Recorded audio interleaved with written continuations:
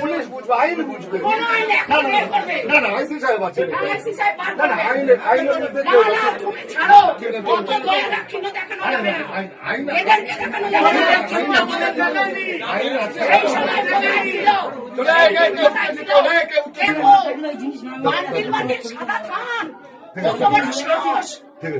সাদা থান দেখেছে ও মেয়েদেরকে কি মনে করে? সাদা থান কাকে পড়াবে? চলো চলো চিল্লো না, চিল্লো না। পুলিশ বসে আছে, পাবলিকের মার এবার